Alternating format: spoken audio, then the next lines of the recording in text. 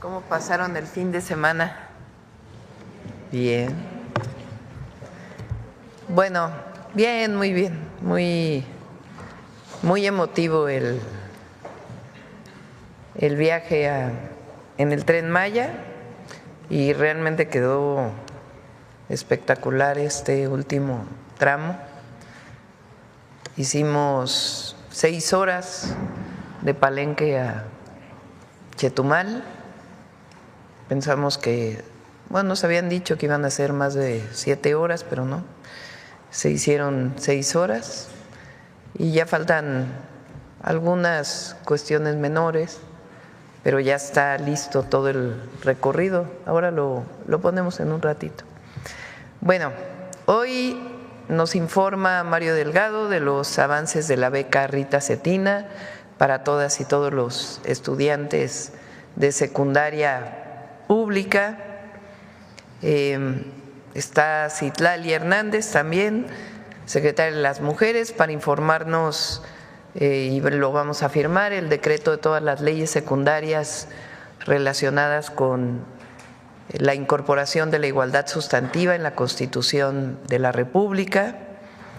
Y está el doctor Arturo Saldívar para informarnos del cierre de esta primera etapa de los inscritos, las inscritas para participar en la elección al Poder Judicial.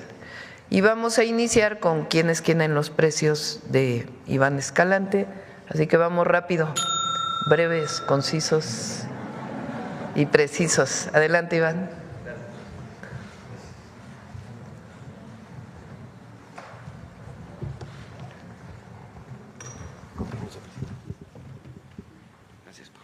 Muy buenos días a todas y a todos, Presidenta.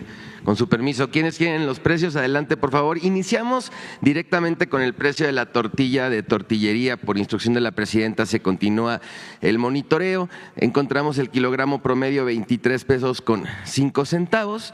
Determinamos, son varios indicadores que se utilizan para este monitoreo, que sea un local fijo, que tenga una máquina de elaboración de tortilla y que expendan tortillas por kilo con una báscula calibrada. La más barata que encontramos fue en Puebla, Tortillería San Ramón, en 13 pesos kilo. Le vamos a dar una palomita. Y la más cara, Tortillería Luis Orsi, en la colonia Valderrama, en Hermosillo, Sonora, 32 pesos kilo, tache. La que sigue, seleccionamos 3 ciudades importantes, como lo hemos estado haciendo. Puebla, la más barata que ya comentamos antes, palomita. La más cara de Puebla, La Providencia, en la colonia Centro, 21 pesos kilo, tache. En Naucalpan, Tortillería La Estrella, 19 pesos, palomita. Y la más cara, en la colonia Santa Cruz, Acatlán, la tortillería con el mismo nombre, 22 pesos, tache. Y en Ciudad Juárez, Tortillería Ceilán, 20 pesos kilo, palomita. Y Tortillería se llama Villahermosa, pero está en Ciudad Juárez, tache, 26 pesos. Adelante, por favor. Ahora vamos a dar la información de cuánto cuestan las gasolinas más caras y más baratas. El promedio de la regular, 23 pesos con 97 centavos. El promedio de la premium, 25 pesos 39 centavos. Y el promedio del diésel, 25 pesos con 67 centavos. Adelante, por favor. Vamos a dar a conocer la más barata que hemos encontrado en nuestro monitoreo. Esta la ubicamos en de la marca Shell en Puebla, 22 pesos con 20 centavos. Le vamos a dar una palomita y aquí se puede consultar por cada una de las regiones que determina Pemex en su distribución cuánto cuesta la gasolina más barata por cada una de las regiones en nuestra página de internet. Adelante, por favor. La más cara de la gasolina regular la identificamos en Petro 7, en San Pedro Garza García, en 26 pesos con 65 centavos el litro, tache. Y lo mismo, pueden consultar toda la información completa en el sitio. Adelante, por favor. De las gasolinas premium, la más barata, Pemex en Coatzacoalcos, Veracruz, 22 pesos con 56 centavos litro, palomita. Y aquí todas las más caras por cada una de las regiones. Adelante, por favor. La más cara de premium, Chevron en León, Guanajuato, 27 pesos con 99 centavos, tache. Adelante. Y en cuanto a diésel, el más barato, 23 pesos con 80 centavos por litro en Valero, Puebla, palomita, aquí toda la información de las diésel más barato por cada una de las regiones. Adelante, por favor. Y el diésel más caro, G500, en San Pedro Mixtepec, Oaxaca, 27 pesos con 70 centavos litro, tache. Adelante, por favor. Vamos a presentar una nueva, esta es una sección única, vamos a dar una información muy importante para todas las personas consumidoras de telefonía celular, quienes quieren los gigas, dato por dato, giga por giga. Adelante, por favor. 97.2 millones de personas en México utilizan la telefonía móvil, lo que equivale a alrededor de 81.4% de la población de 6 años o más, y esta información es muy importante para todas y todos ustedes. Adelante, por favor. Planes de prepago, fichas o recargas de 200 pesos, ¿quién da más por tu dinero? Tenemos casos como los proveedores Telmóvil, CFE, New dan entre 40, 15 gigas y los que menos dan por el mismo monto 3.5 gigabytes para que puedan navegar por 200 pesos. Adelante, por favor. Por una recarga o una ficha de 500 pesos, tenemos 3 proveedores que dan 100 gigas y tenemos a un proveedor que da 6 gigas nada más. Entonces es muy importante que lo consulten y que verifiquen y hagan sus comparativos. Estos precios son sin considerar alguna oferta o alguna promoción que de repente algunas de las empresas ponen por alguna temporada. Adelante. Y estos son los planes de pospago. Las únicas 3 empresas que tienen plan tarifario, los más baratos o los planes de menor costo, 164 pesos a 299 pesos y dan más o menos la misma cantidad de gigas. Y algunas empresas cobran el consumo controlado, es decir, si no te quieres pasar de lo que contrataste, te ponemos un bloqueo, pero te cobramos un poco más. Adelante, por favor. Y estos son los planes más caros de cada una de las compañías, que van de los 559 pesos a los 1,449 pesos. Movistar dice que son datos ilimitados, efectivamente, pero al momento de llegar a los 20 gigas empieza a disminuir la velocidad de las descargas. Adelante, por favor. Bien, estamos terminando. Estos son los consejos Profeco de la semana. Consulta el monitoreo de precio de tortilla en nuestra página de internet. El precio promedio de la gasolina regular es de 23 pesos con 97 centavos y puedes consultar qué plan y qué telefónica te da más datos por tu dinero. Ahí están nuestras redes sociales. Muchas gracias, muy buenos días. Listo. Ahora, Mario, aquí.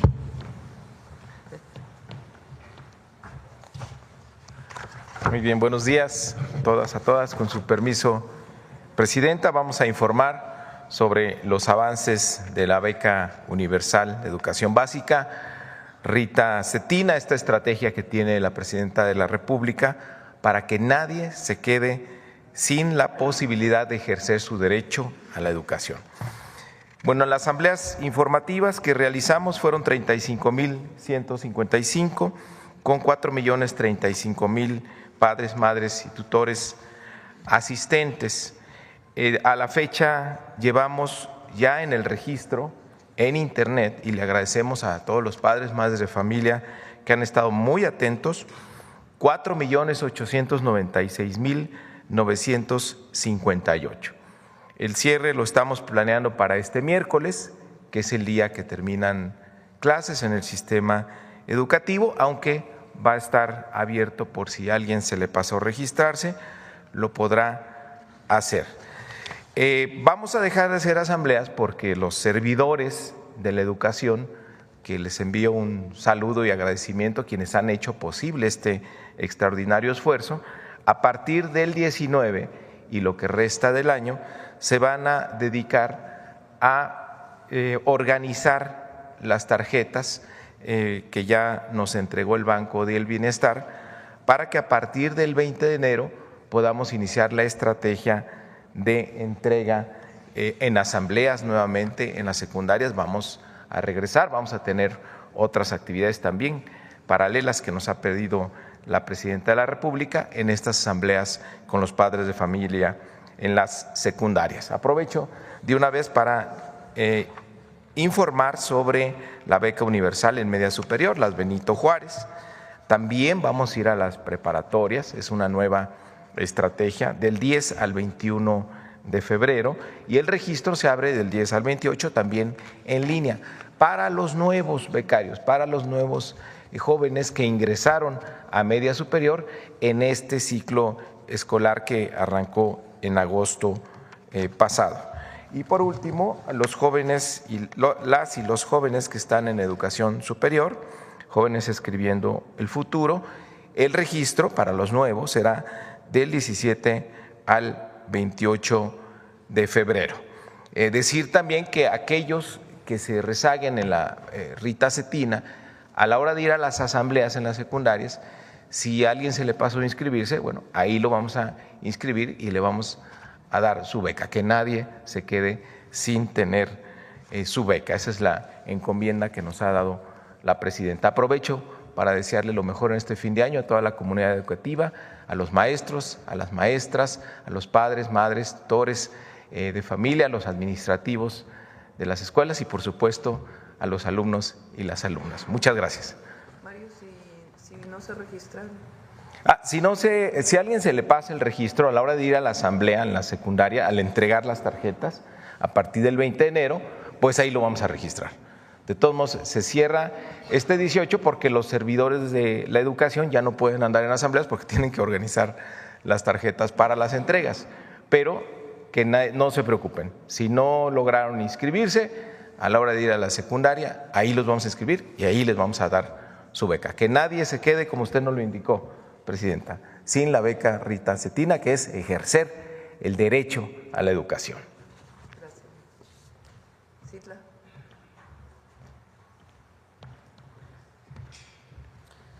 Gracias, presidenta. Con su permiso, buen día a todas, a todos.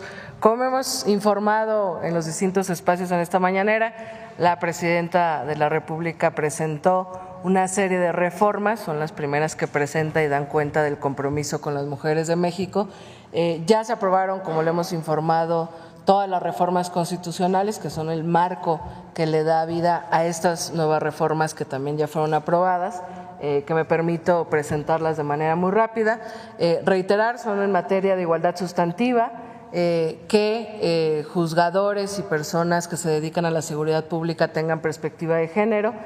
Se garantiza y se fortalece el derecho a las personas, a las mujeres, a una vida libre de violencias y, por supuesto, se fortalece y se conceptualiza la erradicación a la brecha salarial.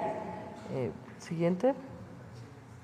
Entonces, bueno, se reforman 7 leyes, ya se habían reformado 7 artículos constitucionales, se reforma la Ley General para la Igualdad entre Hombres y Mujeres, la Ley General de Acceso de las Mujeres a una vida libre de violencia, el Código Nacional de Procedimientos Civiles y Familiares, el Código Nacional de Procedimientos Penales, la Ley General del Sistema Nacional de Seguridad Pública, la Ley Federal del Trabajo y la Ley de los Trabajadores al Servicio del Estado, reglamentaria del apartado B del artículo 123 constitucional, y esto abre pues también puerta a que los congresos locales homologuen ya en la materia tanto con las reformas constitucionales como con estas reformas. Siguiente. Bueno, ya, como saben, se presentó los primeros días de octubre y hoy con la firma de la presidenta estaría ya acabando todo el ciclo de estas reformas. Siguiente. Muy rápido, en la Ley General para la Igualdad entre Hombres y Mujeres se reforman diversos artículos, se define la brecha salarial como la diferencia de retribución salarial por razones de género en la realización de un mismo trabajo, a igual trabajo, igual salario. Se establece que pues las políticas públicas del Estado mexicano deben encaminarse a garantizar la igualdad entre hombres y mujeres en todos los ámbitos de la vida cotidiana de las personas, y se establece también el despliegue de políticas públicas para erradicar la brecha salarial en razón de género y se establece para ello un certificado de igualdad de género y no discriminación. Siguiente. En la Ley General de Acceso de las Mujeres a una vida libre de violencia se modifican también varios artículos. Se establece que esta ley, digamos, es la reglamentaria del artículo 4, donde se establece los deberes reforzados del Estado mexicano para garantizar una vida libre de violencias hacia las mujeres. Como la presidenta lo hizo cuando fue jefa de gobierno, se establece que el agresor salga de casa, que no sean las mujeres cuando viven violencia las que salgan, sino que el agresor salga del hogar. Se crea, esto es muy importante, el Registro Nacional de Medidas y Órdenes de Protección de las Mujeres, Adolescentes, Niñas y Niños, y pues el objetivo es tener un registro de quienes manifiestan a alguna autoridad una violencia y poder prevenir una violencia mayor. Ha habido desorden o no la mayor coordinación de esos registros. Se crea este registro nacional, se faculta a la Secretaría de Seguridad y Protección Ciudadana para implementar este registro nacional y a la Secretaría de las Mujeres para poder acompañarlo. Siguiente. Y en el Código Nacional de Procedimientos Civiles y Familiares, esto también es algo que nuestra presidenta encargó con mucha importancia, se modifican 2 artículos que establece medidas de protección para las mujeres, para niñas y niños, y que, digamos, conceptualiza lo que se ha conocido como violencia vicaria, que se considera en la ley como cualquier acto u omisión que con el objetivo de causar perjuicio o daño a las mujeres se dirige contra las hijas o hijos, familiares o personas allegadas, ya sea que se tenga o se haya tenido relación de matrimonio o concubinato, o que mantenga o se haya mantenido una relación de hecho con la persona agresora. Lo anterior aplica incluso cuando no se cohabite en el mismo domicilio. Siguiente. Y el Código Nacional de Procedimientos Penales, donde también se faculta a los policías, a los ministerios públicos, a atender estas órdenes de protección que se ejercen cuando una mujer pues va con una autoridad y manifiesta que ha vivido violencia. Se realizan medidas de protección y pues se faculta, digamos, a que todas las autoridades no digan pues no me compete, sino más bien se involucren, y se establece la supletoriedad de la Ley General de Acceso de las Mujeres a una vida libre de violencia en materia de delitos relacionados con la violencia de género. Eso significa que si una persona juzgadora, como pasó en el caso de Diego N., no tiene un tipo penal para juzgar, pues que se remita a la Ley General de Acceso para poder juzgar con perspectiva de género. Y finalmente, bueno, pues se fortalece también en la Ley General del Sistema Nacional de Seguridad Pública esta creación del Registro Nacional de Medidas y Órdenes de Protección y la garantía de las mismas, ¿no? Me parece que son todas. Bueno, y la Ley del Trabajo, donde también ya se establece la brecha salarial. Finalmente, presidenta, con estas reformas, con la aprobación que le da vida también a la Ley de la Administración Pública y le da vida a la Secretaría de las Mujeres, yo pienso que estamos listas para seguir cumpliendo con lo que nos has encargado.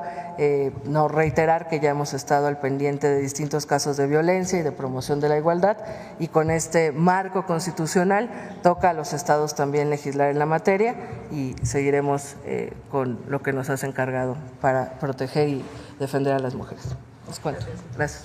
Ernestina, ¿quieres comentar?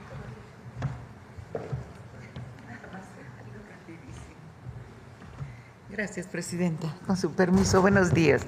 Solamente para reiterar algo que ya manifestó la secretaria, que le hacemos un llamado a todos los congresos estatales, a los gobiernos locales, para que inicien también la armonización no solo de su Constitución, sino de distintas leyes, para que tengamos la protección las mujeres en todos los niveles. Así que es una gran noticia para nosotras las mujeres lo que hoy va a firmar la presidenta. Muchas gracias.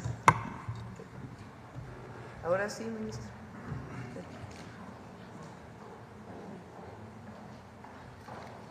Con su permiso, presidente. Buenos días. En seguimiento de la práctica que hemos tenido de informar a la sociedad los avances que llevamos para la instrumentación de la reforma judicial, la que sigue, por favor. Hemos concluido la etapa de revisión de los requisitos de elegibilidad de las y los aspirantes. Durante esta etapa, una vez que concluyó el registro, hemos revisado los 18,744 expedientes, uno por uno, con mucho cuidado, con mucha responsabilidad, para que todos y todas los que se registraron y que reunían los requisitos formales puedan pasar a la siguiente etapa. La que sigue, por favor. El resultado que tuvimos fue de 11,015 personas que cumplen con los requisitos formales para continuar en el proceso, 7,432 personas fueron descartadas porque no reunían los requisitos o no acompañaron la documentación que se exigía en la convocatoria. La que sigue, por favor. Este es una gráfica donde ustedes pueden ver que tenemos un número suficiente de personas en los diferentes cargos para poder seguir avanzando en este procedimiento. Aquí pueden ustedes ver por género, por ejemplo, en la Suprema Corte tenemos 228 aspirantes, 61 mujeres, 160 hombres, 2 personas no binarias. Para el Tribunal de Disciplina Judicial, 183, 75 mujeres, 108 hombres y 0 personas no binarias, y así viene cada uno de los cargos. Vean ustedes cómo también se logró incrementar mucho el tema de género, aunque hay mucho más hombres inscritos, tenemos en principio suficientes mujeres que pasaron esta etapa. La que sigue, por favor. En esta gráfica pueden ustedes ver el número de aspirantes que están ya con requisitos de elegibilidad para cuántas personas necesitamos. Por ejemplo, para ministros o ministras de la Corte tenemos 228 personas. ¿Cuántas requerimos en principio para la insaculación? 90, de los cuales quedarían 27 para 9 cargos que se tienen que ocupar, y así para el Tribunal de Disciplina Judicial, 183 aspirantes, 50 personas para insacular, quedarían 15 para 5 vacantes en el cargo.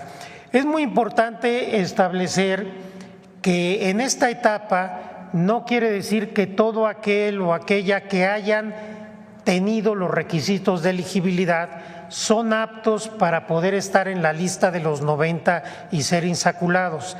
Tampoco quiere decir que el comité tenga necesariamente que reunir 90 personas aunque no haya perfiles adecuados.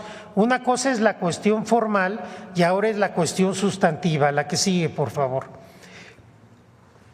Y esta cuestión sustantiva nos va a llevar a que de aquí al 31 de enero analicemos cuáles son los perfiles, las personas más idóneas para cada uno de los cargos. En una primera etapa, la que sigue, por favor, vamos a analizar cada uno de los que han pasado y cada una de las que han pasado esa etapa, cuál es su probidad, su honestidad, su trayectoria académica, su trayectoria profesional, su experiencia, su fama pública, el ensayo que presentaron, etcétera. Tendremos que hacer un examen muy cuidadoso para a partir de aquí poder decidir quiénes pasan a la etapa de entrevistas. Esperemos durante todo el mes de enero estar abocados a tener las entrevistas necesarias para que podamos determinar los mejores perfiles. La que sigue, por favor. Tenemos una gran responsabilidad. Tenemos que analizar en este momento cuáles son los perfiles idóneos.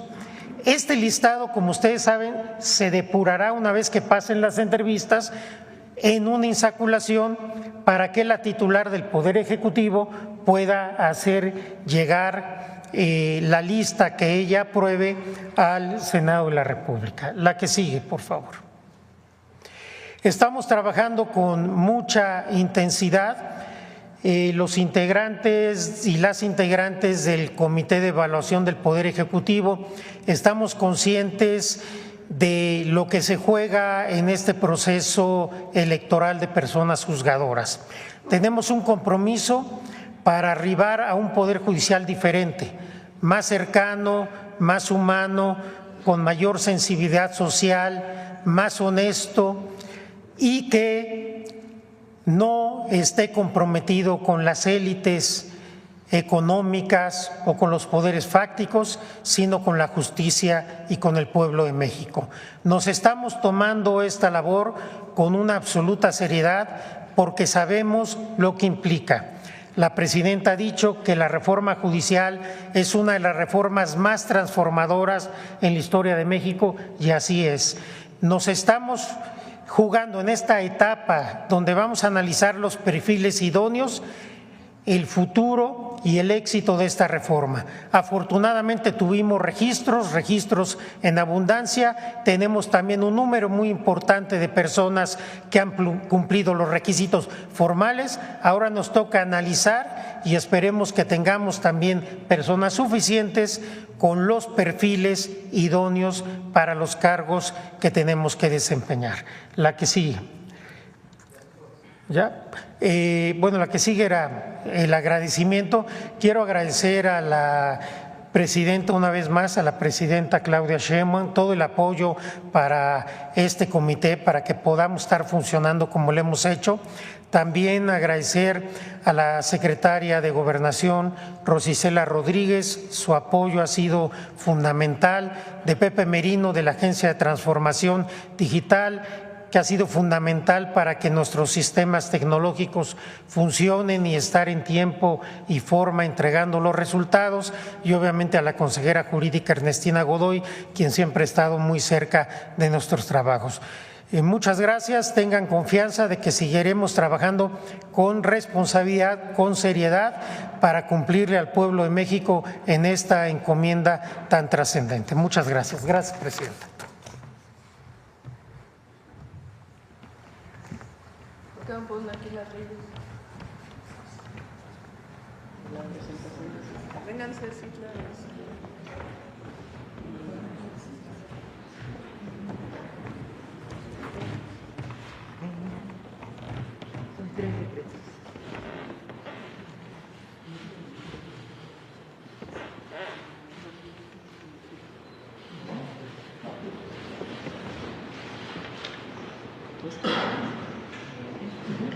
Igualdad.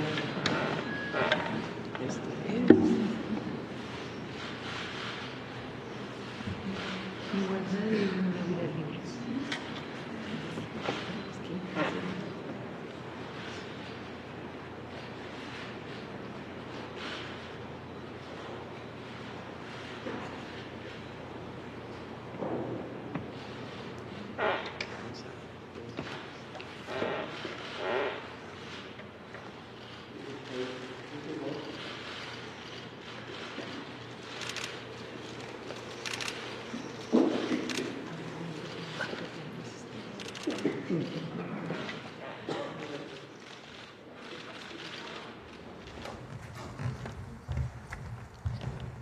Bueno, pues esta es la información del día de hoy, muy importante. Déjalo, por favor.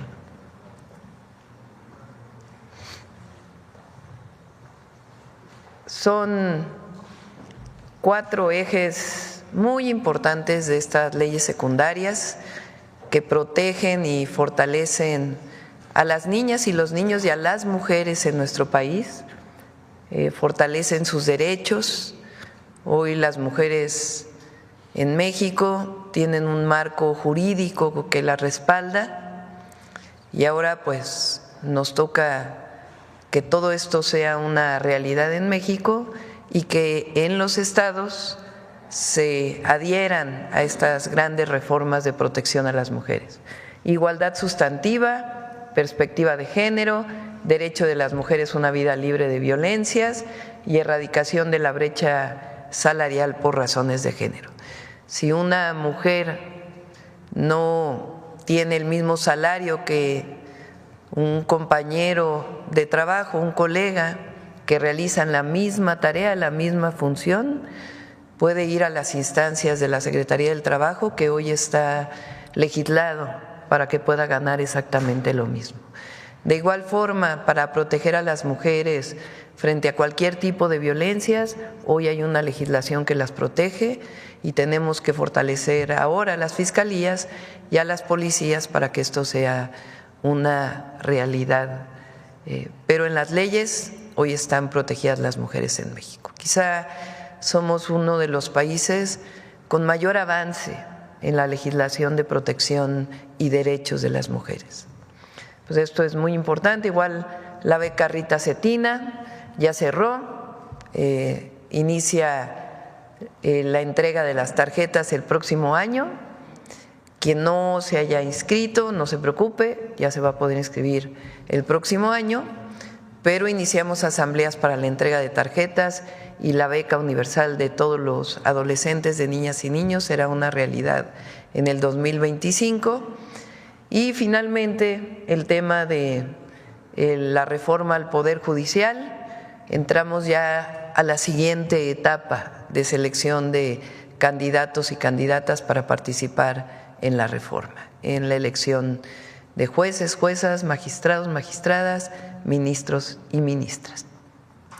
Bueno, ahora sí vamos a las preguntas. Adelante.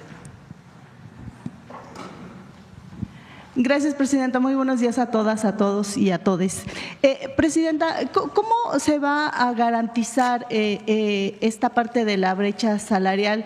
Porque de pronto en los trabajos se justifica diciendo que las mujeres, porque son madres y pudieran tener esta necesidad de salir en la búsqueda de sus hijos si ocurre un accidente, no son capaces de tener altos puestos, tampoco para viajar. Y entonces ahí es donde se van sumando estos situaciones, y eso justifica que no tengan un salario igual que un compañero en el mismo puesto de trabajo. Y al momento de ir a retribuir esto, a preguntarle a los tomadores de decisiones, viene la discriminación por el género, pero de pronto viene la amenaza, o también por el asunto de estar embarazadas, ¿no? Si esto no es lo que te gusta, te tienes que ir. Entonces, ¿cómo se va a garantizar que haya esta parte de protección para que no ocurra como normalmente ocurre, no solamente en México, sino seguramente en todo el mundo? Esa sería mi primer pregunta. Gracias. Hoy pueden acudir a las instancias de tribunales de la Secretaría del Trabajo para presentar su queja. Recuerden que ahora, a diferencia de las juntas de conciliación y arbitraje, hay, ¿cómo les llaman los tribunales de conciliación, no? Centros de conciliación, a ver si nos dicen. ¿Juntas de conciliación? No, no se llaman juntas. A ver si nos dicen. Hay una nueva legislación desde hace ya años en donde no es la Junta de Conciliación y Arbitraje, sino centros de conciliación en donde hay la posibilidad de que se resuelva mucho más rápido, porque se llama al empleador y al trabajador o a la trabajadora para que se pueda resolver de inmediato sin estos tiempos larguísimos de las juntas de conciliación. Entonces, ahí pueden ir a presentar su queja, pueden hablar a la Secretaría del Trabajo Federal o a las Secretarías del Trabajo estatales. Gracias, Presidenta. Y en otra pregunta, tuve la oportunidad de estar en la inauguración de un laboratorio, o de un equipo más bien, denominado T2MR en el Instituto Nacional de Ciencias, en el Instituto Nacional de Enfermedades Respiratorias, el INER, y en este laboratorio de microbiología en donde se encuentra este equipo es un hito, porque es el primer equipo que existe en México. Es el único equipo que existe en América Latina, los otros equipos existen en Estados Unidos y en Europa, y lo que hace este equipo, a diferencia de los cultivos que tardan 72 horas en realizarse estas pruebas para las infecciones nosocomiales, estas infecciones que ocurren en los hospitales, este equipo entre 4 y 6 horas aproximadamente puede determinar algunas de las enfermedades más comunes, como las cándidas que ocurren habitualmente en los hospitales, y también estas klebsielas, que hay muchas muchas, no solo la oxitoca, también la Klebsiella pneumoniae. Entonces yo quisiera conocer, Presidenta, si están pensando en la posibilidad de que este equipo se replique en otros institutos o en algunas zonas importantes del país, porque nos decía el experto y también la directora general que de pronto sí se pueda poder tener colaboraciones entre otros institutos y hospitales, pero el problema es la tardanza, ¿no? De que pudiera la muestra correr riesgos durante el traslado o también la movilidad de un lugar a otro pudiera hacer que esto se tarde, y esto determina la gravedad del paciente y la imperiosa necesidad de recibir tan pronto sea posible en el resultado del tratamiento. ¿Qué hay al respecto, Presidenta? Si quieres, si gustas, le hacemos la consulta al doctor Kersenovich y a Alejandro Schwartz y a las distintas instituciones para conocer los programas de ampliación de este equipo que comentas. Gracias, Presidenta. Y finalmente preguntarle, la Organización Mundial de la Salud considera que tener salud o la definición de salud implica la ausencia de la enfermedad. Años después han determinado que abonarle como el tema de la salud mental, es decir, tener un equilibrio entre la mente, el cuerpo y el espíritu es importante. Entonces han hecho del concepto de la salud algo más robusto. En ese sentido yo quisiera preguntarle, detenerme un poquito en el tema de la salud mental, preguntarle, Presidenta, si están pensando adicionar a la campaña de salud mental que se ha hecho durante el sexenio del expresidente Andrés Manuel López Obrador y que seguirá o sigue con ustedes, el de código suicidio, todas las secosamas que existen con atención gratuita para quienes viven con enfermedades mentales o adicciones.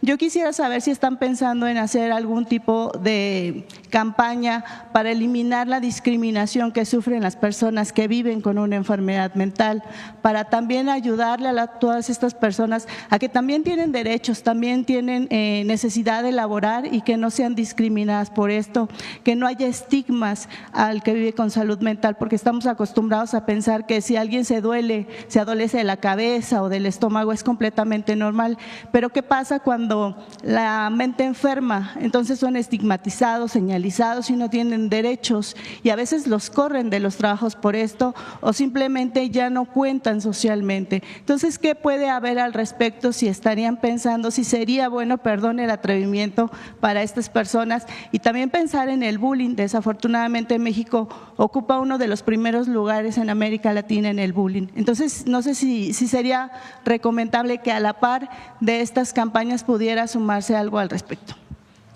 Estamos trabajando con Mario y todo el equipo de la Secretaría de Educación Pública porque vamos a aprovechar estas asambleas de entrega de las tarjetas Rita Cetina, particularmente en secundarias, pero también vamos a trabajar en la educación media superior, en distintas campañas y formación, educación para una vida sin discriminación de ningún tipo, y también para evitar el consumo de cualquier droga. Entonces, el próximo año, el día 6, si no me equivoco, o el 7 de enero, vamos a presentar la campaña, el nuevo formato de campaña contra las adicciones. Y ahí estamos revisando, además de el tema del consumo de drogas, pues lo que tiene que ver en general con la salud mental. No necesariamente están totalmente vinculados, es decir, hay personas que tienen problemas de salud mental que no necesariamente consumen alguna droga, pero estamos aprovechando la campaña para fortalecer el sistema de atención a las personas que tienen algún problema de salud mental. Entonces, a partir del próximo año inicia todo este proceso de campañas y vamos a aprovechar también para orientar a la campaña de fomento a la lectura en el país. Es decir, son distintas campañas que se van a aprovechar a través de estas asambleas. Entonces, Si gustas, el de este martes en 8 viene, no sé, ya es 24, de este martes en 8 es 23, no me acuerdo. 24 ya, bueno, el 24 los vamos a dejar descansar. Pero después de esto ya presentamos toda la campaña de salud mental, adicciones, para la protección particularmente de las y los adolescentes, aunque no solamente.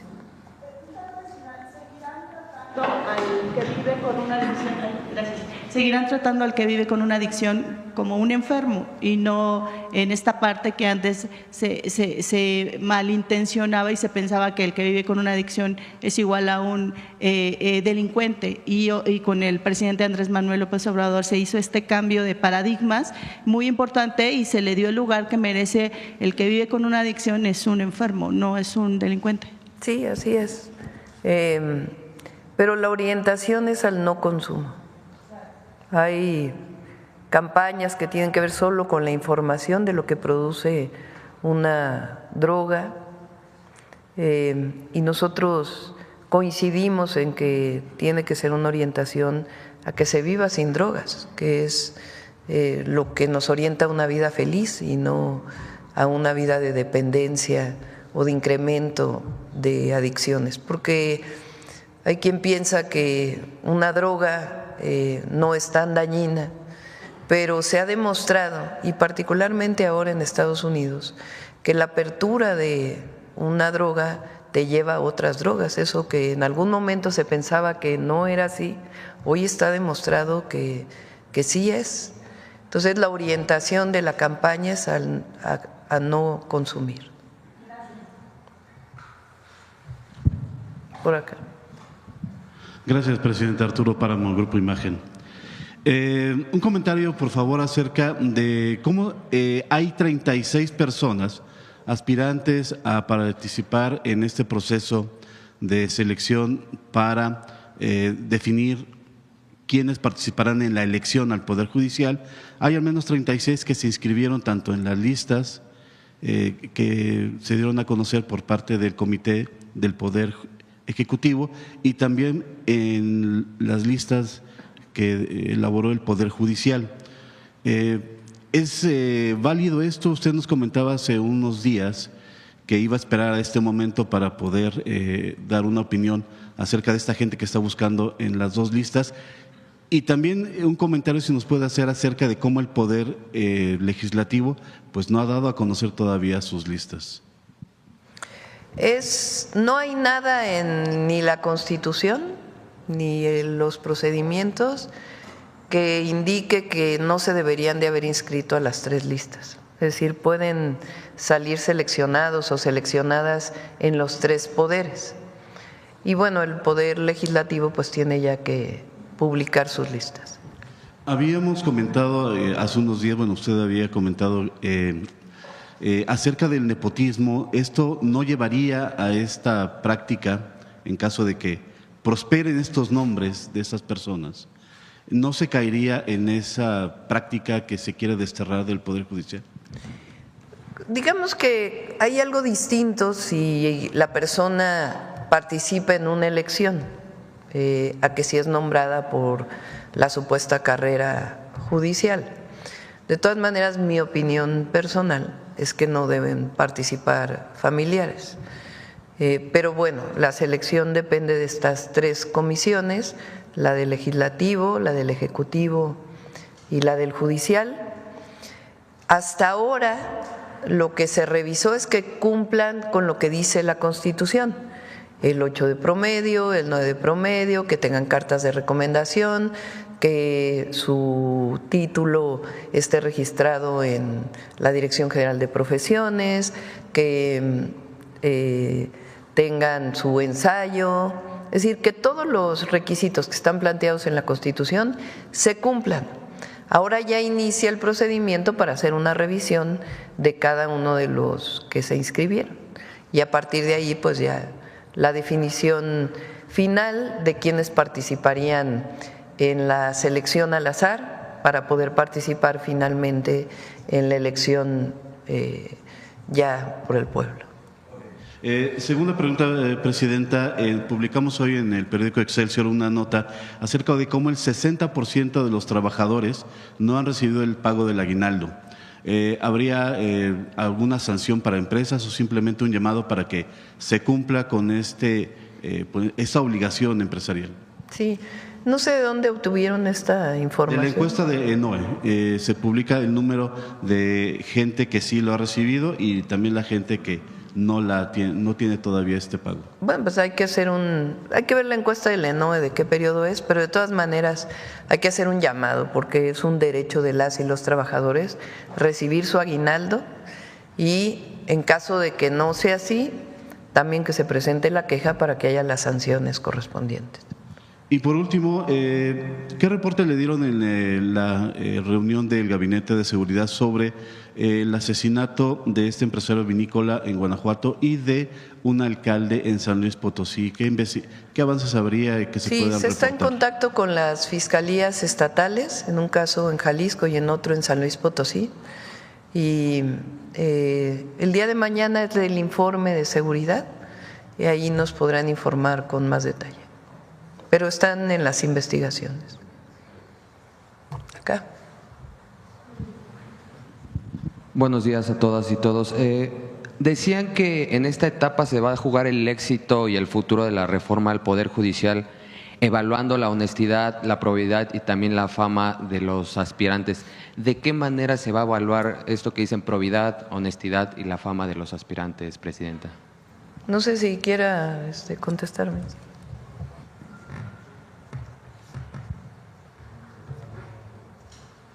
Y a diferencia de los otros comités, en el Comité del Poder Ejecutivo dejamos un espacio abierto para poder valorar con mucha sensibilidad cada una de las personas. Esta no puede ser una elección en el comité meramente tecnocrática, como es el modelo que ha venido dominando el Poder Judicial en México. Tiene que ser un trabajo de mucho cuidado para analizar las trayectorias, la fama pública, lo que podamos saber de las personas en cuanto a su honestidad, después en la entrevista su capacidad, de tal suerte que es una labor muy cuidadosa, que no está arreglada, porque haberla arreglado hubiera limitado y a veces esos sistemas hacen que llegue quien no debe llegar. Ser un buen juez no basta saber derecho. Ser un buen juez es antes que nada ser una buena persona, ser una gente sensible, una gente que tenga empatía con el pueblo y que tenga empatía con la justicia. Ese es el gran compromiso que tenemos. ¿Cómo iremos arribando a esto? Con el diálogo, con el análisis de todos quienes integramos el comité para llegar a los mejores perfiles. Y así como ha sido hasta ahora, estaremos sujetos al juicio de la gente, de la opinión pública, y estoy seguro que daremos buenos resultados. Gracias. Gracias, Presidenta. Gracias. Presidenta, después del recorrido de ayer, este fin de semana del Tren Maya, ¿qué conclusiones saca sobre este proyecto? ¿Cuáles son los avances que se tiene? A ver si me ponen el planito de… A ver, préstame.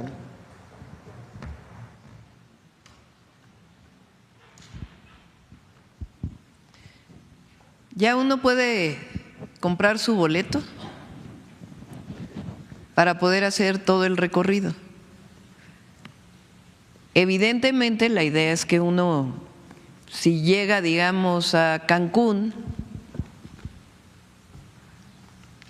que es hoy el destino turístico por excelencia del país, pues que no solo se quede en el hotel en Cancún, que es muy común, sino que compre su boleto del Tren Maya y de ahí pueda recorrer hacia Mérida, puede ser, y ahí puede detenerse en Valladolid, en Chichén Itzá, en Izamal, en Texcoco, llegar a Mérida y después ir hacia el sur, o en su defecto tomar hacia Tulum, por ejemplo, o si uno llega al aeropuerto de Tulum, pues poder hacer el recorrido. A lo largo del recorrido hay varios hoteles. nuevos que son de la Secretaría de la Defensa Nacional.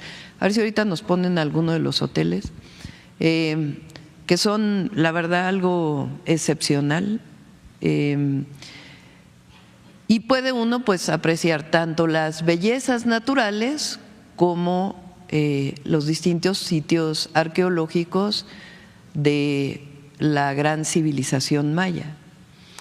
Ayer yo decía, lo que se inauguró en el sábado que recorrimos y ayer domingo ya para comprar boletos es de Escárcega hacia Chetumal. Y después este tramo que ya existía, o sea, ya se podía caminar, aquí está Palenque, aquí se va a conectar el interoceánico.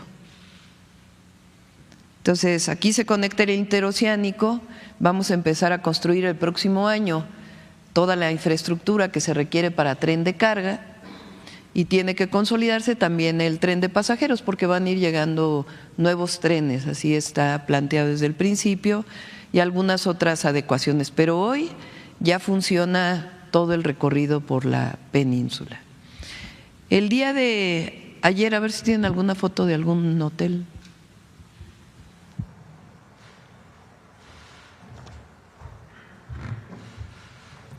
Además, en cada sitio arqueológico, con el proyecto Promesa, además de la restauración, tienen centros de atención a visitantes. Entonces se ordena la entrada al sitio arqueológico, tienen sus tiendas para artesanías, para que los artesanos y artesanas que trabajan o que han trabajado desde hace tiempo puedan estar ordenados a la entrada, se puede ordenar la entrada. Entonces realmente es algo excepcional, es todo un corredor, no solamente es el propio tren. Yo ayer decía que el Tren Maya pues es uno de los grandes legados del presidente Andrés Manuel López Obrador y tiene muchos significados. El primer significado es el reconocimiento de la cultura maya. Esta idea de que llegaron los españoles y trajeron la civilización, pues es totalmente errónea y equivocada, y lo único que lleva es a dar permanencia a la discriminación que llegó con la colonia. La civilización maya, la cultura maya, la nación maya es una de las más extraordinarias culturas de todo el mundo. Su conocimiento de las matemáticas, de la astronomía, de la arquitectura y la visión que tenían tanto de la terrenal, digamos, como de sus dioses, pues hacen una conjunción excepcional.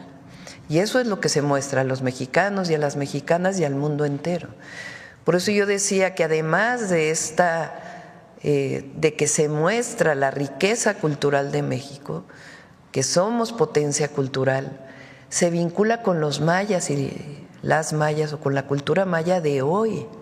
Porque esta idea de que desaparecieron los mayas es falsa. Los mayas siguen en la península. Ahí están y están resistiendo y resistieron todo en contra de quererlos aniquilar. Porfirio Díaz, tuve oportunidad de ver una obra del Teatro Campesino que tiene muchos años en Valladolid, que habla de la guerra de castas y cómo termina la obra, que es un libro de Hermilo Abreu. Termina la obra con el reconocimiento que hace Porfirio Díaz de todos aquellos militares que se dedicaron a asesinar mayas, con una discriminación tremenda.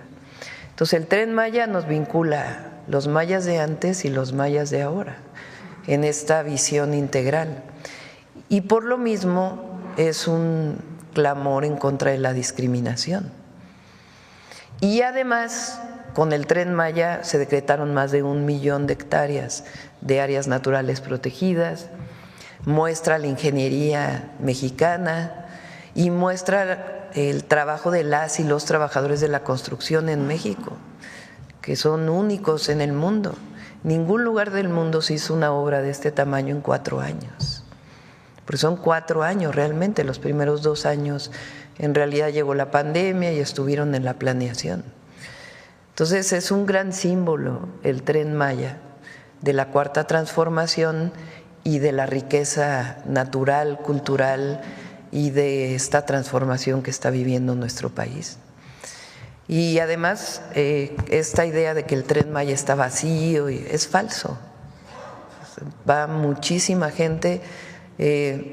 Nos quedamos el primer día en el hotel de Chichén Itzá, todavía no se abría formalmente y ya había huéspedes, porque anunciamos en la mañanera que se iba a abrir. Entonces es realmente una obra extraordinaria. Fíjense, ese es uno de los hoteles. Hay unos que tienen una visión de lejos, a ver si… Vamos a pedir, en enero vamos a invitar, miren nada más.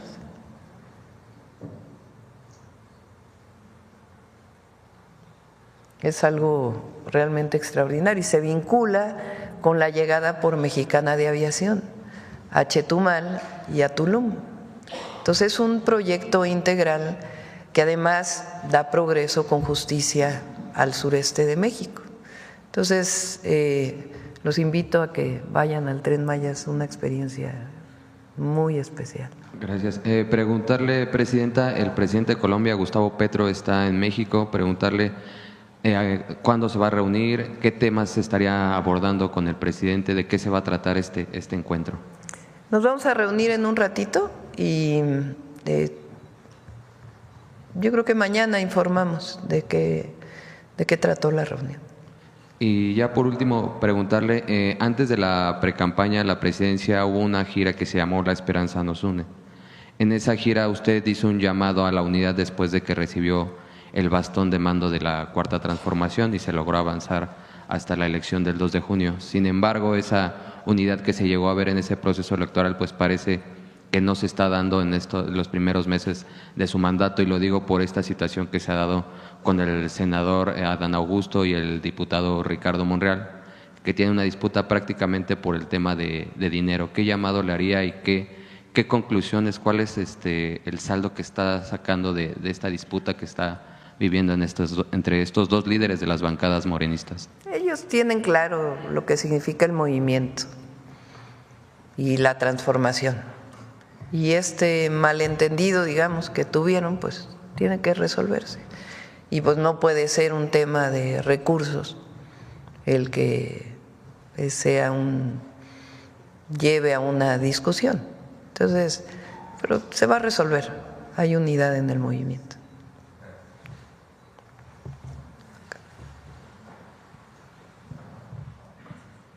Gracias, Presidenta. Isa Osorio, de Telemundo.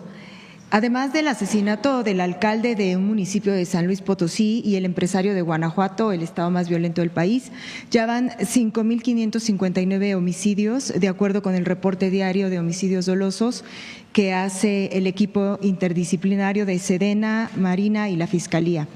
Usted presentó hace unos meses el Plan Nacional de Seguridad. ¿Qué evaluación hace de ese plan a 2 meses de su implementación? Gracias. Va avanzando, el plan va avanzando.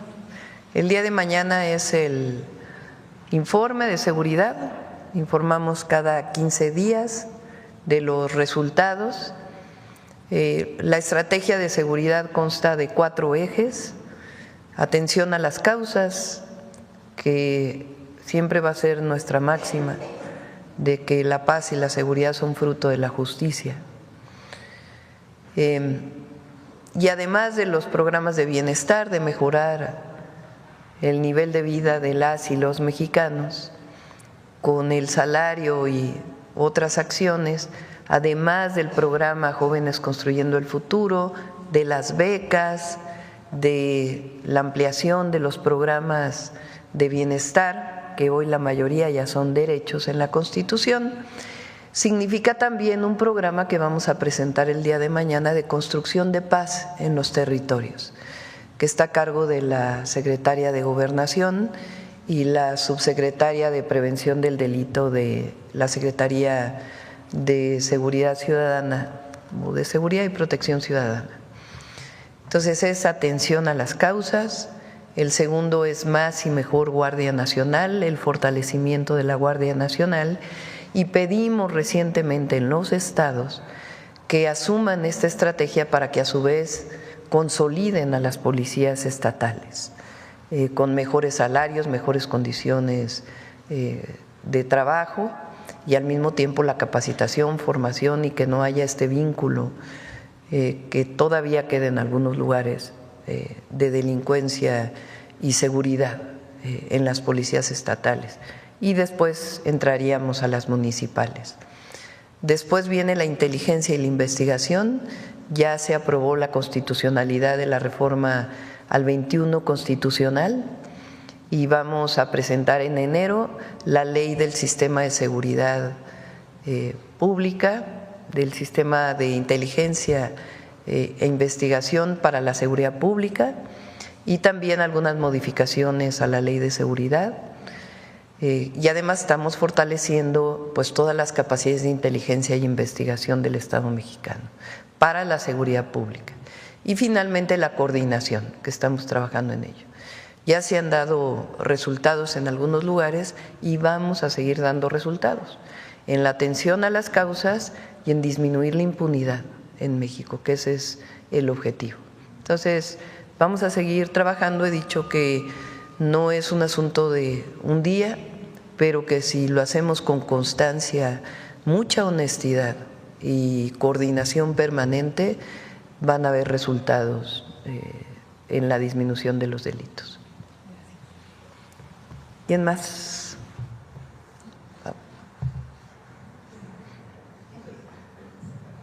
Gracias, presidenta. Jesús Pérez, de Revolución 3.0. Me gustaría insistir en el tema de la disputa pública que la semana pasada hubo entre el Senado y los diputados, porque mientras el senador Adán Augusto López acusa que es un tema de reducción porque se terminó con negocios añejos y incluso de proveedores transeccionales, algunos relacionados con Emilio Gamboa y otras personalidades, en respuesta el diputado Monreal asegura que solo son infundios, afirmaciones falsas y que solo es un tema de austeridad. Me gustaría conocer cuál es su posición, si es un tema de combatir la corrupción o solo es austeridad. Pues tendrán que explicar ellos, pero a ver, hacer de esto ahora es la noticia de 8 columnas, pues digo la verdad, se va a resolver y si tienen algo que denunciar, pues que se denuncie, ¿no? Ahí las vías no necesitan que sea un asunto público y yo sé que los dos son compañeros que saben que lo más importante es el movimiento de transformación. Y todos los diputados y diputadas, senadores, senadoras, pues ya vienen las fiestas, hay que ir a sus territorios a informar del trabajo que realizaron, es muy importante. El trabajo más importante de los legisladores y las legisladoras es regresar a su territorio. La gente siempre pregunta dónde quedó el diputado, la diputada, el presidente municipal, la presidenta de la República que vino a pedir el voto, cuándo regresa para poder informar de qué es lo que se ha hecho. Entonces es muy importante que ahora que terminen este periodo, vayan a sus territorios, informen, descansen unos días, porque realmente fue un periodo muy productivo y eso es lo que hay que poner en alto. Son reformas constitucionales, estas reformas que estamos presentando hoy para fortalecer el derecho de las mujeres a una vida libre de violencia, a tener un salario justo, pues eso es lo que hay que estar informando en los territorios. Entonces, no hay por qué hacer más asunto de esto y si encontraron alguna irregularidad, pues que se presente en las instancias correspondientes. Pasando a uno de los temas de la conferencia, presidenta, de los 228 personas de la lista que entregó el Comité de Evaluación del Poder Ejecutivo, hay perfiles distintos de la vida pública como María Estela Ríos, Bernardo Batis, Jaime Cárdenas, pero también por el otro lado está la exprocuradora calderonista Marisela Morales, el exsenador panista Roberto Gil Suart, el fiscal de Puebla que acaba de entregar su renuncia para participar en el proceso, Gilberto Higuera Bernal, que fue subprocurador de Vicente Fox. De toda esta lista que me imagino ya pudo ver, ¿qué opinión le merecen estos perfiles? Y aprovechando este tema y la presencia del ministro Arturo Saldívar, hablando de buena fama, probidad y honestidad, si está listo, como lo informaron la semana pasada, para enfrentar un juicio político en el Poder Legislativo. ¿Juicio político? ¿Contra quién? Contra el exministro Arturo Saldívar, como lo anunció, así dijo el diputado Hugo Eric Flores, que está en la lista, larga lista, con Alito Moreno y otras personalidades. A ver, lo más importante aquí, y qué bueno, ¿cuánto dijeron que estaban en contra de la reforma al Poder Judicial? Que el pueblo no tenía la capacidad para elegir a jueces, a magistradas, magistrados, ministras, ministros, que era una barbaridad que se pusiera a votación, que cómo iba a haber democracia en el Poder Judicial, y hoy se inscribieron.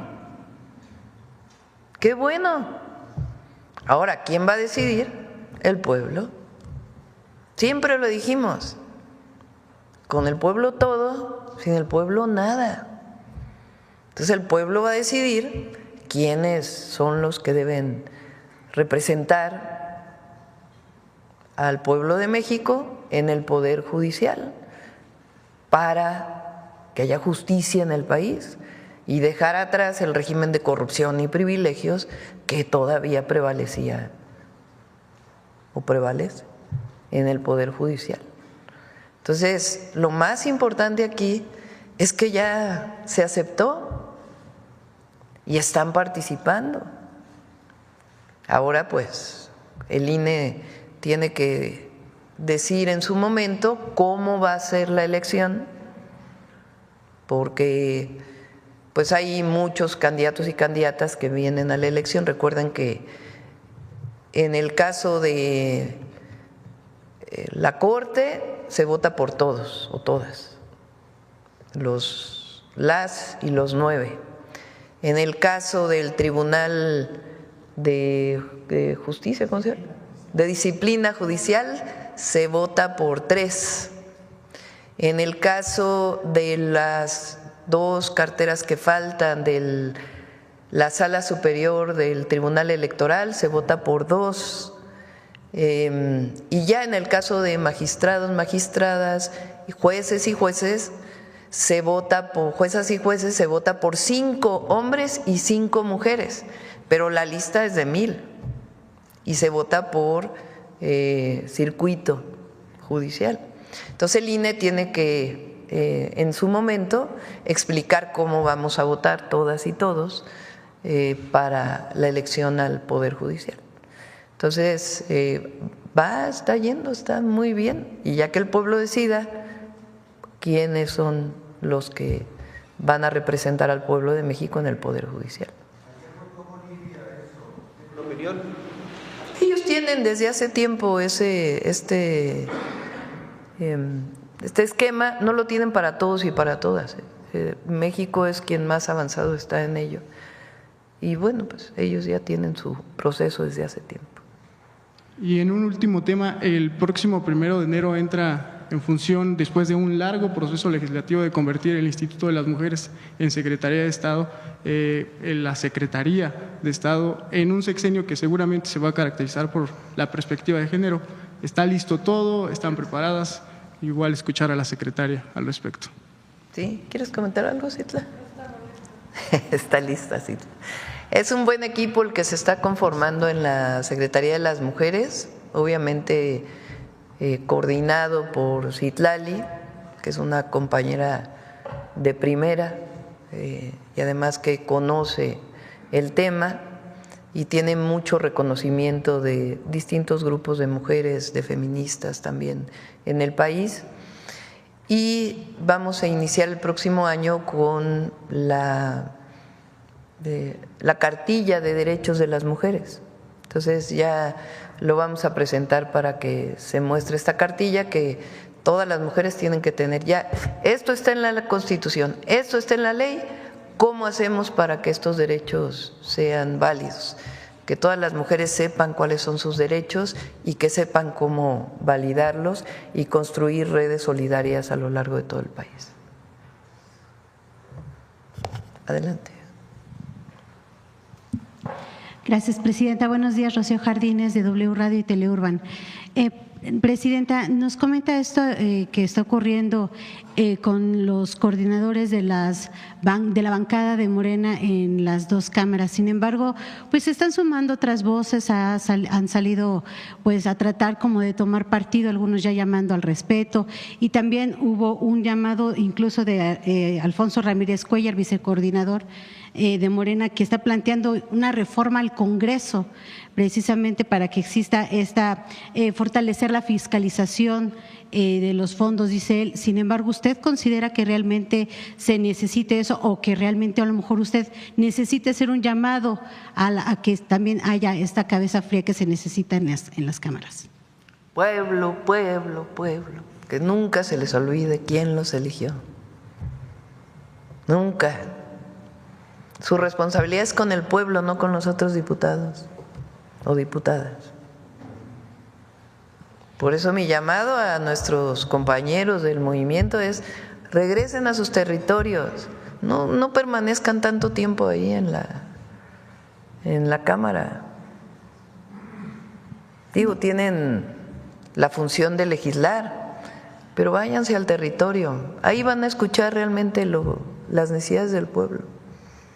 Y vayan a informar. Fíjense, 18 reformas constitucionales, leyes en un periodo de 2 meses y medio.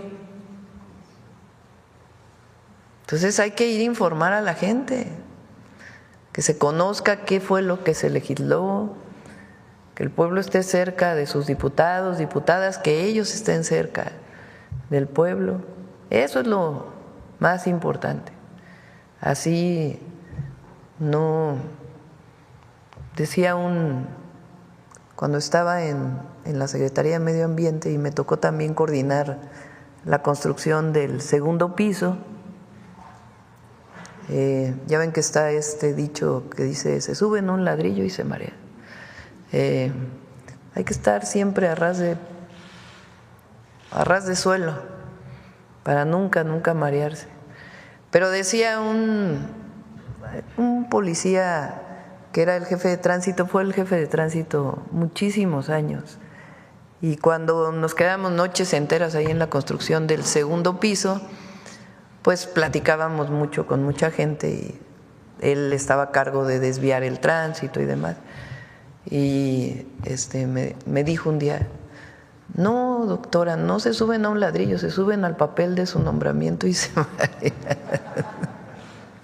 Entonces no hay que marearse, hay que estar a ras de suelo, siempre.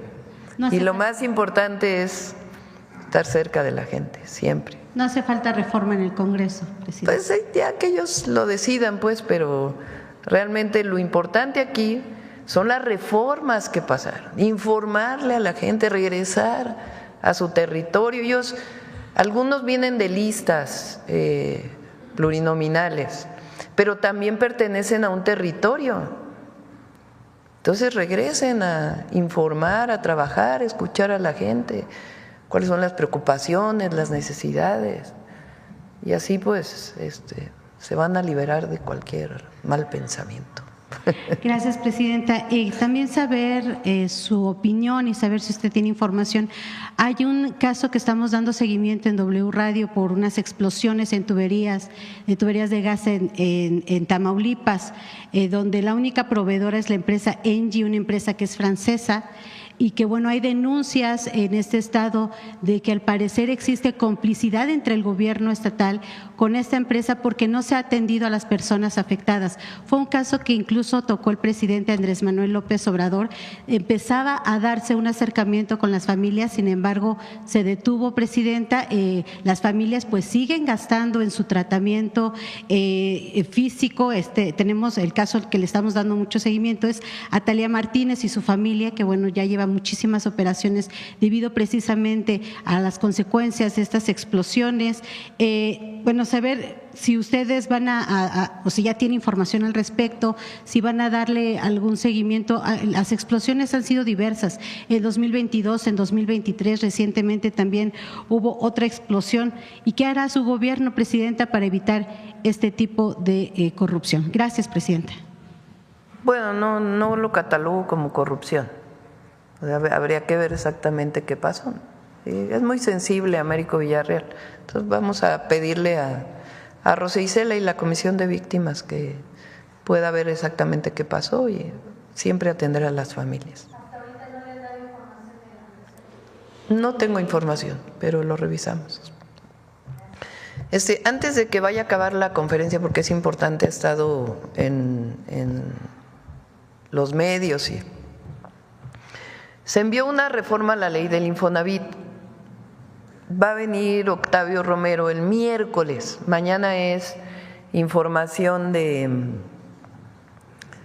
reporte de seguridad, el informe de seguridad, y el miércoles viene a explicar claramente en qué consiste esta reforma a la ley del Infonavit. Número 1, todas y todos los que tienen sus ahorros en el Infonavit para vivienda están totalmente resguardados. Esta idea que, bueno, no idea, estas publicaciones que sacan unas personas absolutamente irresponsables de que ahora están en problemas los ahorros de las y los trabajadores, falso, están totalmente seguros y eso no va a cambiar. Al contrario, ya presentamos 2 acciones muy importantes de Infonavit para que gente que sigue pagando sus casas ya pueda tener sus escrituras, para que se reduzca la cantidad de dinero que estaban pagando, que cada vez aumentaba más, tanto para aquellos que lo hicieron en cierto periodo como otro periodo. Entonces, se está facilitando a las y los trabajadores el pago de sus viviendas. Y el fondo del Infonavit está seguro. Quien sigue, porque también dijeron que ahora ya Hacienda no iba a garantizar ese fondo, sigue garantizándolo, está en la ley, eso no tiene ningún problema. Hoy lo revisa la Comisión Bancaria y de Valores y Hacienda va a decir exactamente cuáles son las normas y se va a cuidar todo, porque como dan préstamos, pues tienen que tener todas las reglas que tiene los bancos. Entonces, esas normas las define Hacienda. ¿Qué es lo que se está haciendo? Equiparando su estructura orgánica a la del Instituto Mexicano del Seguro Social, que también es un organismo tripartita. El Consejo del Infonavit sigue siendo tripartita, donde participan la patronal o los empleadores, las y los trabajadores a través de su representación sindical y el gobierno. Sin embargo, en el esquema como funcionaba el Infonavit había direcciones al mismo nivel del director general de sindicatos y representaciones de empleadores. Y ahora se está equiparando al Instituto Mexicano del Seguro Social. Las razones de por qué se está haciendo esto es para la propia gobernabilidad. Ahora le llaman gobernanza muy pomposamente a la gobernabilidad de una institución. Y se fortalece la conducción, pero las decisiones las siguen tomando los 3 sectores en el Consejo. Y también va a presentar el miércoles algunos casos del pasado de corrupciones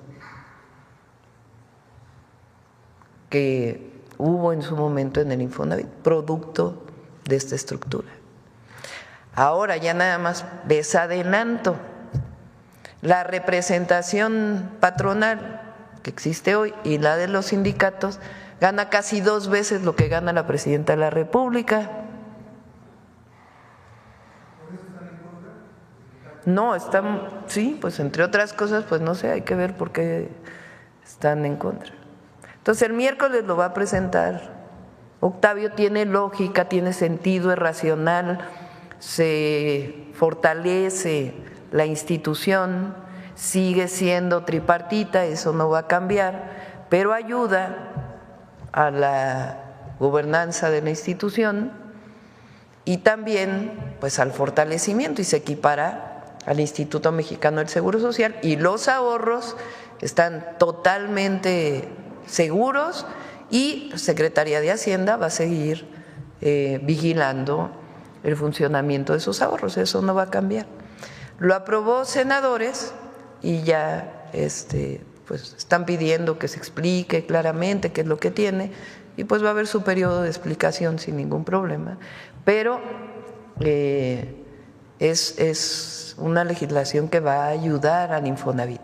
Y además se crea la empresa constructora del Infonavit, que además no va a construir el 1,000,000 de viviendas, pues una empresa no tiene esa capacidad, pero sí nos va a ayudar mucho a que no aumenten el precio del cemento, de la varilla, porque cuando anunciamos 1,000,000 de viviendas, pues no quiero ver a cuánto va a estar la especulación del precio de la varilla al final del 2025. Entonces, no, lo que queremos incluso es que haya, por ejemplo, compras consolidadas de cemento a todas las empresas del cemento, de varilla, de tal manera que aunque participen empresas privadas, locales, en la construcción de la vivienda para el Infonavit, pues esté garantizado que no va a subir de precio las viviendas por los insumos. Entonces, un plan integral que fortalece al Infonavit, se mantiene lo tripartita, se mantiene su vigilancia por la Secretaría de Hacienda, pero le da gobernabilidad al Infonavit y también quita cualquier asunto que tuviera que ver con corrupción, y se va a transparentar todo para que no haya problema. Entonces el miércoles viene Octavio Romero a explicar con todo detalle la nueva ley del Infonavit.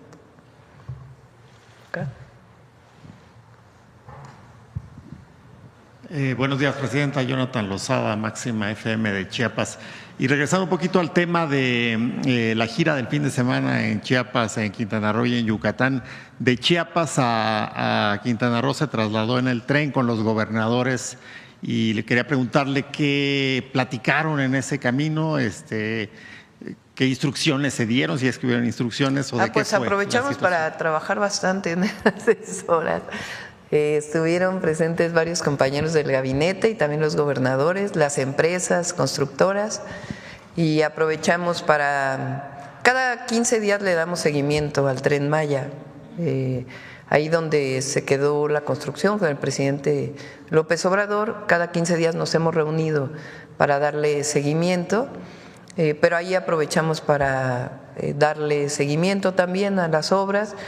Estas empresas tienen polos de bienestar en el tren interoceánico, entonces estuvimos platicando de cómo va el puerto de Salina Cruz y el de Coatzacoalcos, que también ellos lo tienen asignado, y hablamos también con los gobernadores de, pues nos quedaba por ejemplo pendiente la reunión con el equipo de Mara Lezama en Quintana Roo, ahí ya acordamos las obras estratégicas.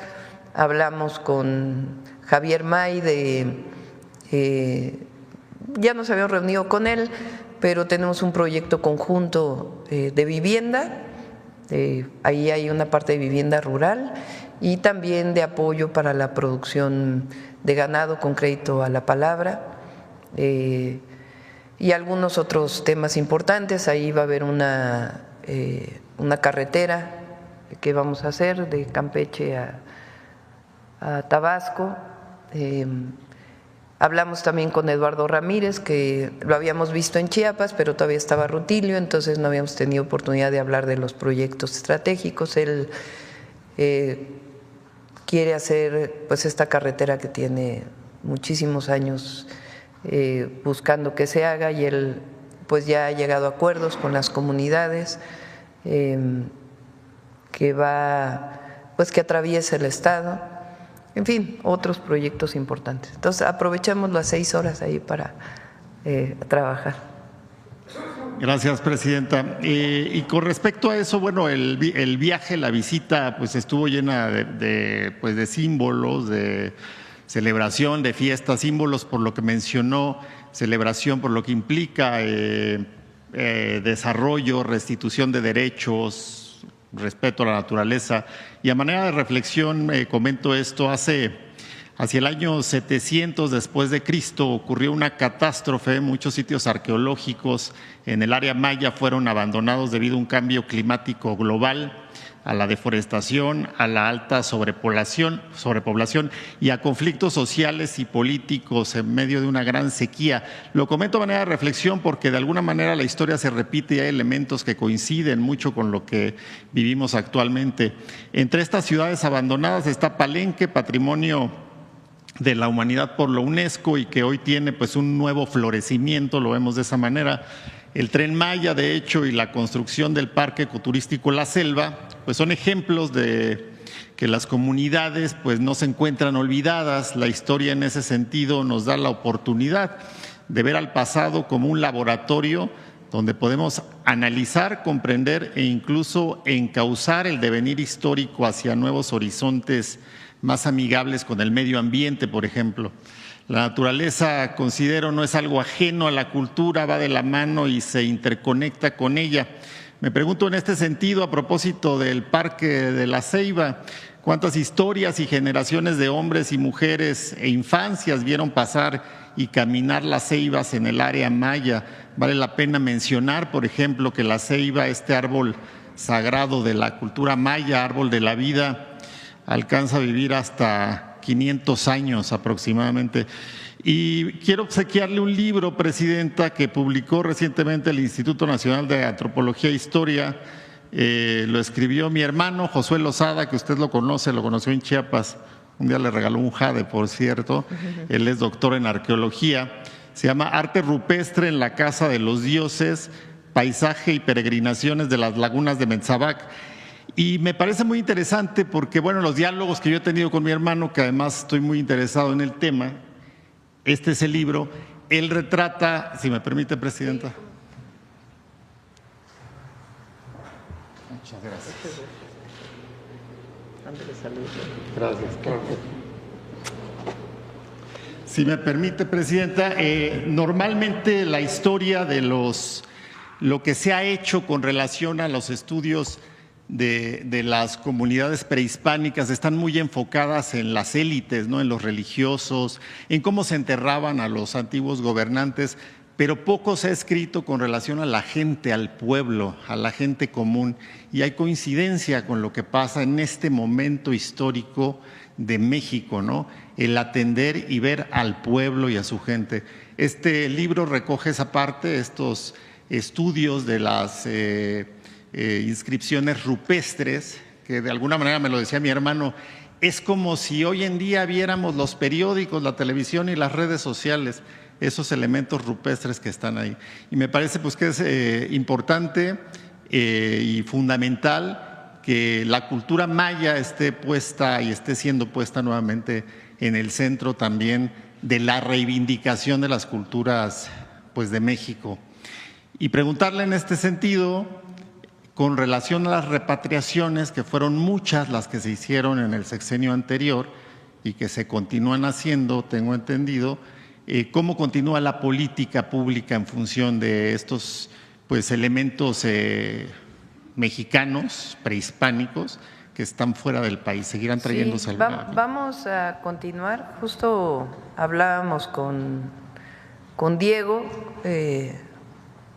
Prieto, hoy director del INAH, de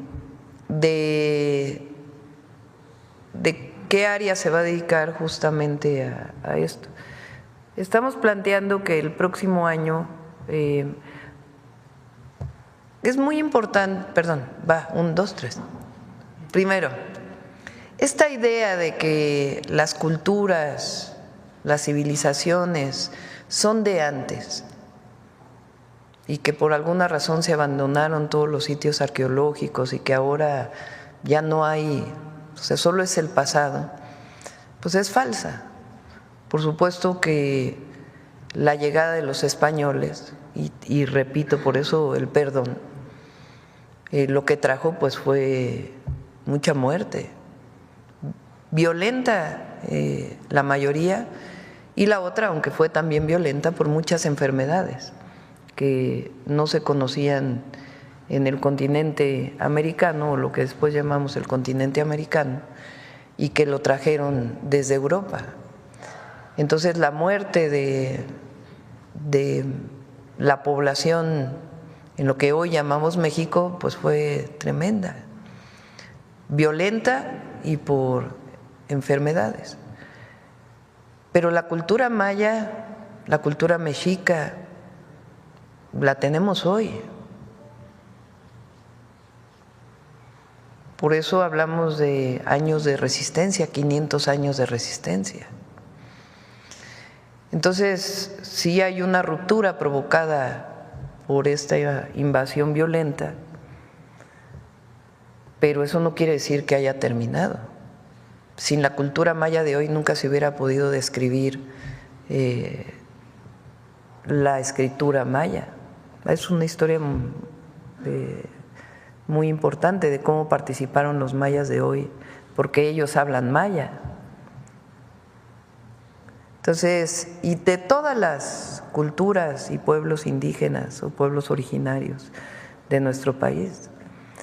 Entonces, no es solo lo de antes, sino lo de hoy.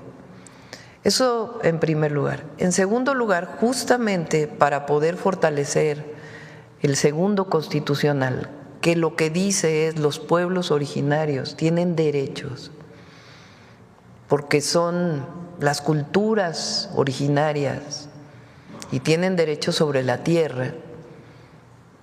Ahí en el libro del presidente, y es, supongo, por lo que platicó aquí en las mañaneras, porque no he vuelto a hablar con él, una de las partes importantes de lo que está escribiendo, y viene ahí en su libro Gracias, es que la tierra era comunal, que es algo muy especial, y muchos de los territorios, bueno, en la Ciudad de México, la urbe más grande de nuestro país, el sur tiene tierras comunales. El ejido más grande la comunidad más grande de la Ciudad de México es Topilejo, que es un pueblo originario, son 10,000 hectáreas. Todo Oaxaca prácticamente es tierra comunal. Xochimilco hay principalmente ejidos, aunque hay una parte de Milpalta, ahí está Carlos, tiene tierra comunal. Entonces, todo eso viene de nuestra historia. Entonces, por eso yo digo el Tren Maya es este vínculo, es Kukulcán caminando por la selva, vinculando los mayas de antes y los mayas de ahora. Pero nosotros tenemos también una obligación, que es las culturas de hoy. Entonces, no solamente sus derechos del segundo constitucional, sino también cómo recuperamos, potenciamos y fortalecemos las lenguas, los textiles y todo lo que está alrededor de los pueblos, devolver tierras, sus derechos de agua.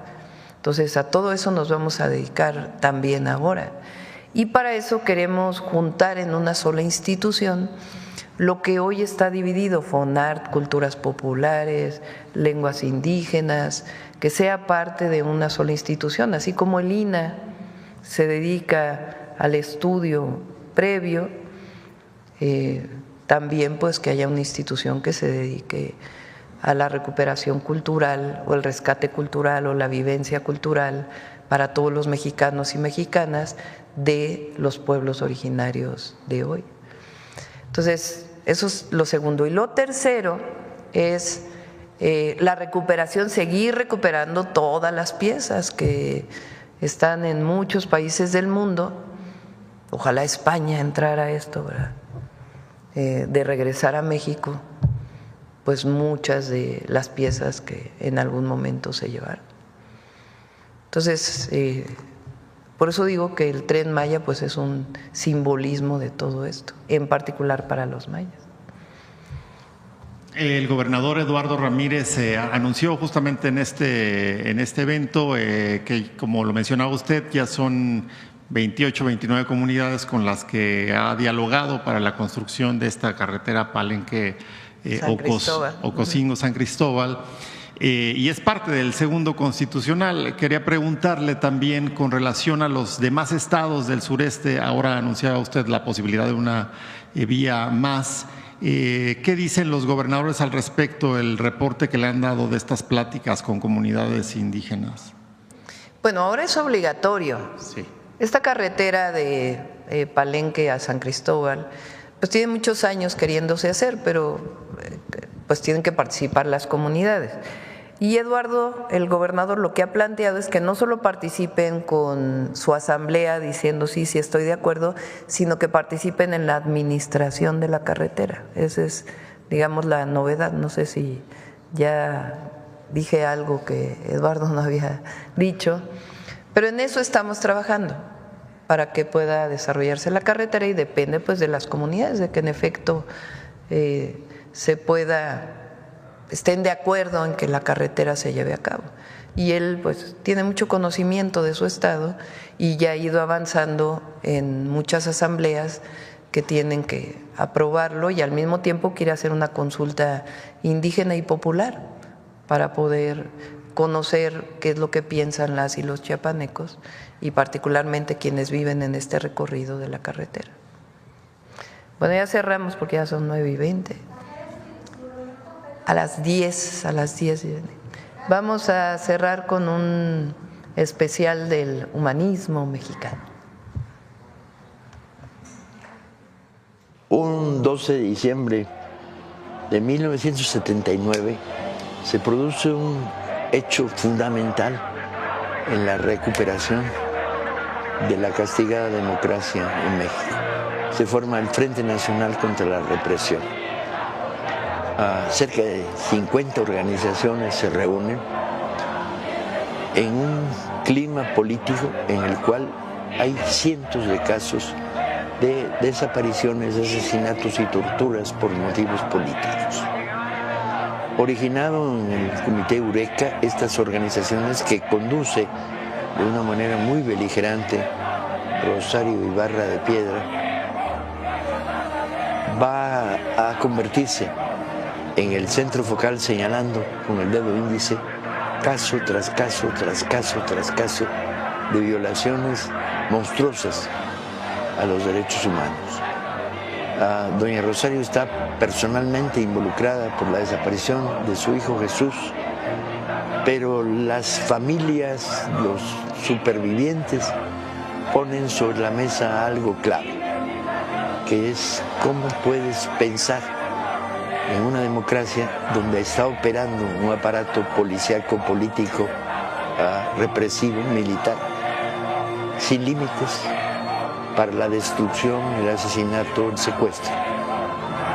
Se cumplen estos días, se cumplen el aniversario de un instrumento que permitió a la población de este país confrontar, denunciar y resistir ante esta lacra que se había vivido en el pasado. Que sus ideas estén presentes siempre en el pueblo, porque luchaban por eso, y seguiremos gritando y queremos que tengan esa esperanza nuestra. ¡Vivos los llevaron! ¡Vivos los queremos! Muchas gracias a todos y a todas. Nos vemos mañana. Gracias por el libro.